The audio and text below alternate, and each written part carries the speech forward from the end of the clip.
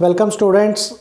In this video we are going to discuss work power energy from the competition point of view. JEE और NEET के लिए हम discuss कर रहे हैं कुछ मेन पॉइंट्स हैं ताकि जब आप असाइनमेंट करें तो आपको ज़्यादा प्रॉब्लम ना आए या ज़्यादा आपको थ्योरी कहीं से रेफ़र ना करनी पड़े। चलिए स्टार्ट करते हैं। सबसे पहले आपको वर्क पावर एनर्जी में डॉट प्रोडक्ट ऑफ वेक्टर्स की बड़ी अच्छी समझ होनी चाहिए। है तो बहुत सिंपल है, वेक्टर में कवर किया है, लेकिन फिर भी यहाँ एक बार दोबारा रिवाइज कर लेते हैं। We know that if there are two vectors, A vector B vector, तो ये इसका डॉट प्रोडक्ट लिखने का तरीका है। स्केलर होता है। डॉट प्रोडक्ट को हम बेसिकली तीन जगह यूज़ करते हैं प्राइमरली, राइट, कि if we have to find the angle between the two vectors, तो ये कॉस थीटा को हम एक तरफ करके A vector dot B vector divide by A B करेंगे तो एंगल निकल जाएगा। हम इसके लिए यूज़ करते हैं कि दो वेक्टर्स परपेंडिकुलर हैं या नहीं हैं। अगर दो वेक्टर्स परपेंडिकुलर हैं तो उनका डॉट प्रोडक्ट जीरो आएगा। और ये मोस्ट इम्पॉर्टेंट एप्लीकेशन है, ये पूछी जाती है एमसीक्यूज़ वगैरह में कि find the component of one vector in the direction of other. Component के लिए प्रोजेक्शन वाला वर्ड भी यूज होता है। तो मैंने एक एग्जांपल लिया, ये एनसीईआरटी क्वेश्चन है कि मान लो there are two vectors, find component of A along B. इसको आप ऐसे समझिए कि ऑलरेडी आपने थ्योरी क्लासेस में किया है कि if this is X, this is Y and this is a vector A which makes an angle theta, then component of A along X is A cos theta I cap. Now there is no x, y, there are two vectors according to this question. This is a vector A, this is a vector B. Then component of A along B is, मैंने इसी को copy किया, A cos theta, यहाँ पे x की direction में था तो I कैप, यहाँ B की डायरेक्शन में है तो B cap, right. Now you can solve it very simply कि A cos theta B cap. अब a cos थीटा मैंने ऐसे लिखा, b कैप यूनिट वेक्टर आपको लेना आता है वेक्टर डिवाइड बाय मैग्नीट्यूड। सबसे बड़ी चीज़ ये है कि हमें a और b के बीच का एंगल नहीं पता, तो यहाँ हम इस चीज़ को यूज़ करेंगे कि मुझे a cos थीटा चाहिए, तो मैं a cos थीटा की जगह b को नीचे ले आऊँगा, तो मैं इसकी जगह ये चीज़ लिख दूँगा, a vector dot b vector divide bye b का मैग्नीट्यूड, और ये i plus J divide by √2। ये ऐसे आ गया। अब मुझे a vector dot b vector दोनों का डॉट प्रोडक्ट लेना है। आपको पता है डॉट प्रोडक्ट में i को i से, j को j से मल्टीप्लाई करते हैं, तो 2 + 3 5 और b का मैग्नीट्यूड है √2। तो फाइनल आंसर आ गया 5/√2 i plus j divide by √2। तो answer is 5i plus 5j divided by 2. So this way we can use the dot product. तो इस पे क्वेश्चन पूछे जाते हैं, स्पेशली नीट वाले बच्चे या जेई में भी पूछा जा सकता है। चलिए थोड़ा आगे चलते हैं। सो स्टूडेंट्स, सबसे जो इम्पॉर्टेंट चीज़ है, शुरुआत है वर्क पावर एनर्जी की। We are suppose to calculate the work in different situations. तो वर्क निकालने के लिए हमारे पास 5 चीज़ें हैं प्राइमरली, मेन 5 तरीके से हम वर्क निकाल सकते हैं। फॉर्मूले आपके सामने हैं। ये फॉर्मूला कब लगता है? जब कांस्टेंट फोर्स हो। हम 1 बाय 1 डिस्कस करेंगे, राइट। ये जब वेक्टर फॉर्म में दिया हो, area under the force displacement graph work देता है, वेरिएबल फोर्स हो तो वर्क ऐसे निकलेगा, और सबसे इंपॉर्टेंट वर्क एनर्जी थ्योरम। तो we will discuss 1 by 1। So let us discuss first formula, W = Fs cos theta. We know that this formula is applied when the force is constant. Generally हम इसको ऐसे समझते हैं कि जैसे देखिए ये एक ब्लॉक है, इस पे एक F फोर्स लगी, ब्लॉक इस डायरेक्शन में डिस्प्लेस हुआ, theta is the angle between force and displacement, तो F कांस्टेंट होनी चाहिए, displacement theta is the angle between force and displacement. लेकिन मैं आपको एडवाइस करूंगा कि आप इसको इसके साथ साथ ऐसे याद रखें कि वर्क इज कांस्टेंट फोर्स का work, force multiply by displacement in the direction of force. ये आपको बहुत हेल्पफुल रहेगा न्यूमेरिकल्स में। ये यही चीज़ है, देखिए इधर फोर्स और ये डिस्प्लेसमेंट का अगर हम कंपोनेंट ले लें, displacement in the direction of force, तो वो एस कॉस थीटा यही वर्क बनेगा, राइट। देखिए मैं आपको एक एग्जांपल से समझा रहा हूँ कि ये आपको कितना फ़ायदेमंद है। यहाँ पे मैंने एक सर्कल लिया है, सर्कल के टॉप पे एक पार्टिकल बैठा हुआ है m। मान लेते हैं कि इस पार्टिकल को एक तो ग्रेविटी तो लग ही रही है, राइट, ये ग्रेविटी लग रही है mg, और एक इसको कांस्टेंट फोर्स लग रही है ऐसे करके F सपोज कर लेते हैं। तो ये पार्टिकल A से डिस्प्लेस होके B पे आ गया, ये भी फोर्स कांस्टेंट है, इट इज़ गिवन, mg तो कांस्टेंट है ही है। तो हमने क्या निकालना है, find the work done by gravity. पहले देखिए work done by gravity, by force of gravity from A to B, from A to B, right. आप वीडियो पॉज करके सोचिए अपने आप कि आप कैसे निकालेंगे। नॉर्मली बच्चे कंफ्यूज हो जाते हैं कि ये mg है, ये डिस्प्लेसमेंट है, एंगल ढूंढते हैं। लेकिन अगर आपको ये कंसेप्ट याद है कि पहले चेक कर लीजिए फोर्स कांस्टेंट है, yes, and you have to find the displacement in the direction of force. तो देखिए क्या है कि ये फोर्स ऐसे लगी है, यहाँ भी ये फोर्स ऐसे ही लगनी है mg। अब A से B तक ये पार्टिकल की डिस्प्लेसमेंट हुई, ये वाली डिस्प्लेसमेंट सिर्फ। तो अगर आपको ये डिस्प्लेसमेंट पता है AC, तो सिंपली आपने वर्क क्या लिखना है, ग्रेविटी ने कितना वर्क किया, mg मल्टीप्लाई बाय AC। ये आपको क्वेश्चन के अंदर कोई किसी तरीके से पता चल जाएगा, राइट। तो आइडिया देखिए आप, हमने कोई सारे एंगल यहाँ पे मतलब कहीं कोई एंगल कंसिडर नहीं किया, force and displacement in the direction of force. Similarly आप वीडियो पॉज करके सोचिए कि वर्क डन बाय F कैसे लिखेंगे आप, वर्क डन बाय F कैसे लिखेंगे, राइट। तो work done bye F constant force है तो मैं F लिखूंगा यहाँ पे, यहाँ भी F लग रही थी ऐसे करके। तो इस डायरेक्शन में यहाँ से यहाँ तक मैंने इस डायरेक्शन में डिस्प्लेसमेंट देखनी है, तो यहाँ से यहाँ तक डिस्प्लेसमेंट क्या हुई, C इंटू B। इस डायरेक्शन में, जिस डायरेक्शन में फोर्स लग रही है उस डायरेक्शन में डिस्प्लेसमेंट क्या है, C इंटू B, तो F into C into B। तो यहाँ से मेरे पास वर्क आ जाएगा। तो if you remember this formula by this method, right, आप ट्राई करेंगे तो आपको ज़्यादा कन्वीनियंट रहेगा, right.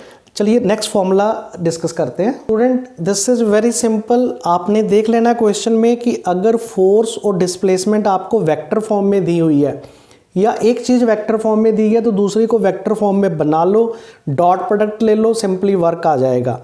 This is again very simple. अगर आपको कहीं फोर्स और डिस्प्लेसमेंट का ग्राफ दिया हुआ है तो एरिया लेना है, ध्यान ये रखना है कि नेगेटिव वाले को माइनस लिखना है, पॉजिटिव वाले को पॉजिटिव, क्योंकि वर्क पॉजिटिव नेगेटिव जीरो कुछ भी हो सकता है, राइट। तो पॉजिटिव वर्क और नेगेटिव वर्क दोनों को दोनों एरियाज आपने ऐड कर देने हैं, मतलब पॉजिटिव की जगह पॉजिटिव और नेगेटिव की जगह नेगेटिव, नेट वर्क डन निकाल लेना है, right. This is again very simple, area under the force displacement graph. अब जो फोर्थ है that is if the force is variable. If the force is variable then work निकालने का ये तरीका है, इंटीग्रेशन से वर्क निकलेगा, dw is f vector dot dr। एक तो चीज़ें बहुत ध्यान से सुने। पहली बात तो ये है कि इंटीग्रेशन के सिर्फ पहले 2 या 3 फॉर्मूले यहाँ पे लगने हैं, जो पहले 2-3 रूल्स हैं वही लगने हैं सारी वर्क कैलकुलेशन में। और ज़्यादा से ज़्यादा एक इंटीग्रेशन का रूल log x वाला लग सकता है, 1/x की इंटीग्रेशन log x होती है। ये देखिए मैंने यहाँ लिखा f vector dot dr vector. यहाँ पे 1-2 चीज़ें हैं कि मान लो एक ही डायरेक्शन में है, सिर्फ हमने वर्क x डायरेक्शन में ही कैलकुलेट करना है, तो हम इसको f vector dot dx vector लिख सकते हैं। मान लो हमने सिर्फ y डायरेक्शन में कैलकुलेट करना है तो f vector dot dy vector लिख सकते हैं। और मान लो दोनों डायरेक्शन में है तो हम उसको इसको dx i cap plus dy j cap. जैसे मैंने एक एग्जांपल लिया है, थोड़ा सा मैंने ये थोड़ा स्लाइटली टफ क्वेश्चन लिया है कि मान लो एक फोर्स लग रही है ये वाली, F equal to minus K y i cap plus x j cap, it displace the body, we have to calculate the work from point A के कोऑर्डिनेट्स हैं a, 0 टू पॉइंट B के coordinates हैं a, A। तो तो पहली चीज़ तो आप identify कीजिए कि ये फोर्स वेरिएबल है। यस, यहाँ से हमें पता लग रहा है जैसे जैसे बॉडी मूव होएगी वाई और एक्स चेंज होएंगे तो फोर्स भी चेंज हो जाएगी। This force is variable, right. दूसरी चीज़ देखिए कि फोर्स एक्स और वाई दोनों डायरेक्शन में लग रही है, डिस्प्लेसमेंट भी दोनों डायरेक्शन में है। तो देखिए मैंने एफ डॉट डी आर को कैसे स्प्लिट किया है। एफ की जगह मैंने वही चीज़ लिखी, डी आर को मैंने लिखा डी एक्स आई कैप प्लस डी वाई जे कैप। मान लो ये फोर्स सिर्फ एक्स डायरेक्शन में होती तो मैं सिर्फ इसको यूज़ करता। आई होप कि आप इस चीज़ को समझ पा रहे हैं। अब देखिए यहाँ पे बिल्कुल कंफ्यूज ना हों, बड़ी सिंपल तरीके से क्वेश्चन को करना है और इनकी प्रैक्टिस करनी है। एटलीस्ट 3, 4, 5 क्वेश्चन वेरिएबल फोर्स के प्रैक्टिस करें तभी आपसे एग्ज़ाम में होंगे। तो मैंने माइनस के बाहर निकाल लिया, इसका मैंने डॉट प्रोडक्ट लिया, ये डॉट प्रोडक्ट है तो y का डॉट प्रोडक्ट लिया तो ये बन गया y dx, i dot i होता है 1 और इसका मैंने इसके साथ डॉट प्रोडक्ट लिया तो ये बन गया x dy।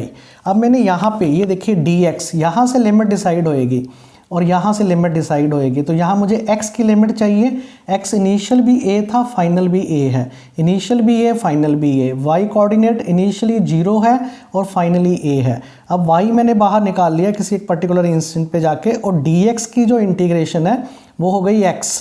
तो x की जगह मैंने आप लिमिट्स पुट की हैं a माइनस a, ये पार्शियल डेरिवेटिव के अंदर भी आता है, परफेक्ट डेरिवेटिव्स के अंदर भी आता है। तो final coordinate minus initial coordinate a minus a 0, तो ये चीज़ हो गया 0 और यहाँ से x बाहर निकला y की इंटीग्रेशन dy की इंटीग्रेशन y और मैंने कोऑर्डिनेट्स पुट किए तो ये बन गया माइनस के एक्स है, x की वैल्यू है a तो आंसर इज माइनस के ए द स्क्वायर। तो एटलीस्ट 4-5 क्वेश्चंस आप प्रैक्टिस कीजिए, राइट। तो आपको बिल्कुल भी प्रॉब्लम नहीं आएगी, लेकिन आपका हाथ खुलना चाहिए कि how to calculate the work done by the variable force, right. So next student, work energy theorem, very important tool for the calculation of work. ये एप्लीकेशन है बेसिकली। कंसेप्ट ये है कि if we have a rigid body, let us say एक block है, इस पे बड़ी सारी फोर्सेस लग रही हैं, कुछ फोर्सेस मैंने यहाँ डिस्प्ले की हैं, और भी फोर्सेस लग सकती हैं। तो work done by all the forces is equal to final kinetic energy minus initial kinetic energy. ये इसका फॉर्मेट है। मैनी सिचुएशंस में ऐसा भी हो सकता है कि एक ही फोर्स लग रही हो, राइट। तो उसमें ये वर्क एनर्जी थ्योरम बड़ी ज़्यादा बेनिफिशियल होती है कि उसमें हमें एक ही फोर्स का वर्क लिखना है equal to final kinetic energy minus initial kinetic energy.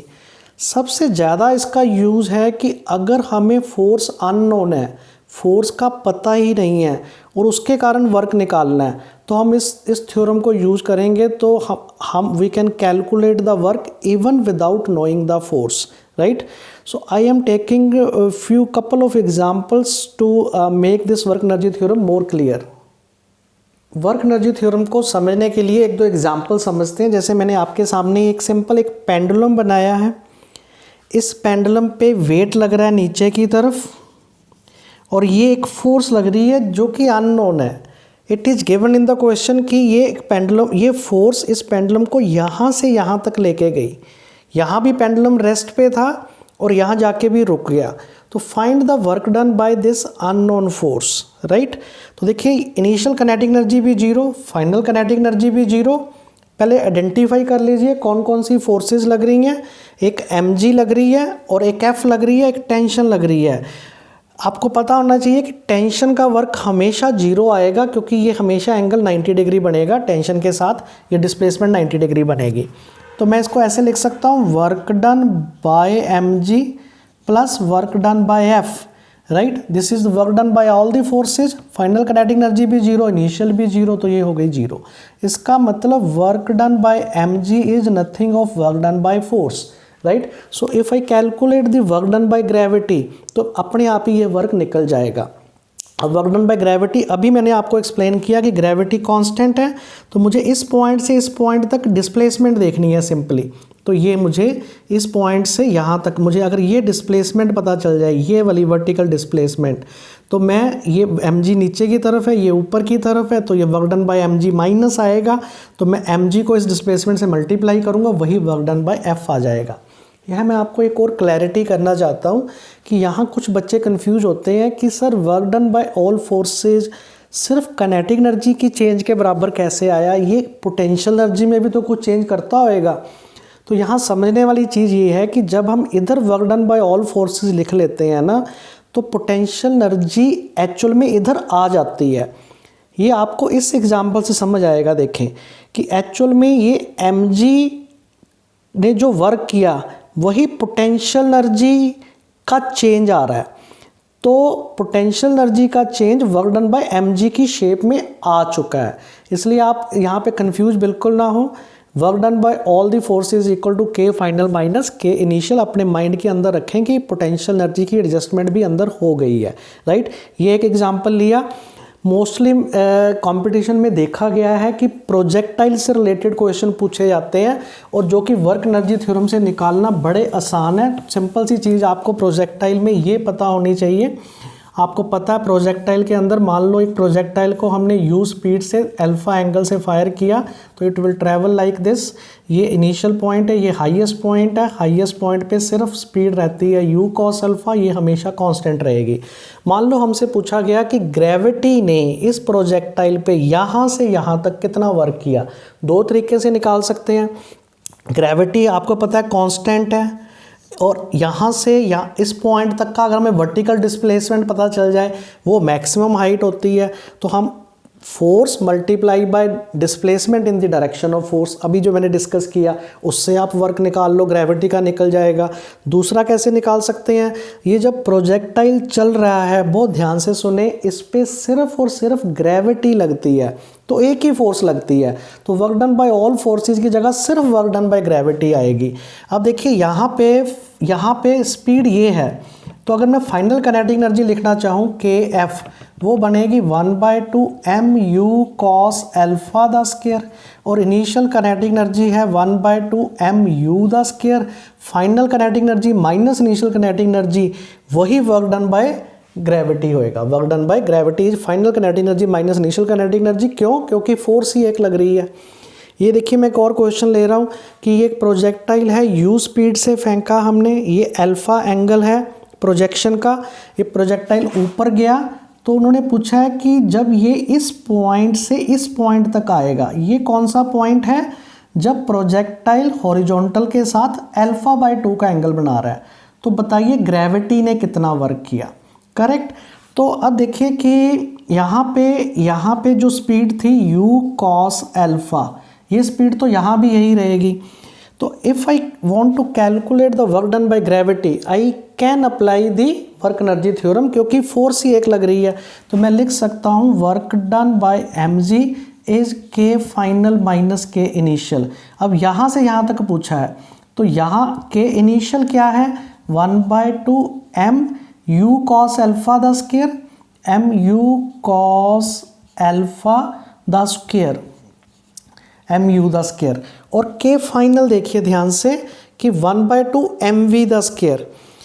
अच्छा, v का ये कंपोनेंट इस तरफ हुआ vx किसके बराबर होएगा, u cos अल्फा। तो इस डायरेक्शन में तो काइनेटिक एनर्जी इंक्रीज ही नहीं हुई, राइट। मैं इसको और भी ऐसे लिख सकता हूँ, देखिए इसको और सिंपल कर सकता हूँ कि अगर मैं इसको सिर्फ y डायरेक्शन में ही लगाऊँ, क्योंकि x डायरेक्शन में तो काइनेटिक एनर्जी इंक्रीज ही नहीं हुई, तो मैं अगर यहाँ पे लूँगा तो इधर भी कंपोनेंट आ जाएगा, तो मैं इसको छोड़ देता हूँ। y डायरेक्शन में यहाँ पे काइनेटिक एनर्जी 0 थी, तो मैंने y डायरेक्शन में इनिशियल काइनेटिक एनर्जी 0 थी और final kinetic energy 1/2 mvy the square, right. vy मैं कैसे निकाल सकता हूँ, मैं ऐसे यूज कर सकता हूँ, एक तो tan α/2 is equal to vy by vx, तो vy हो गया vx tan α/2 एंड vx मुझे पता है u cos अल्फा tan α/2, तो मैं यहाँ पुट करूँगा तो सीधा वर्क डन बाय mg आ जाएगा। तो ये मैंने आपके साथ कुछ एग्जांपल्स लिए हैं वर्क एनर्जी थ्योरम से, जिनको हम आसानी से कर सकते हैं। एक दो एग्जांपल्स और हैं, देखिए, जैसे कि जिनमें हल्की सी इंटीग्रेशन का यूज होएगा कि मान लो एक पार्टिकल डिस्प्लेस हो रहा है, उसका टाइम का डिस्प्लेसमेंट के साथ ये रिलेशन दिया हुआ है। तो find the work done let us से from t0 to t second something like that. तो आपने सिंपली देखिए ये इक्वेशन दे दी, तो इसको आप 2 ऐसे करके लिख लीजिए, स्क्वायर करेंगे तो ये बन जाएगा t-3 the whole square, this will be t square plus 9 minus 6t।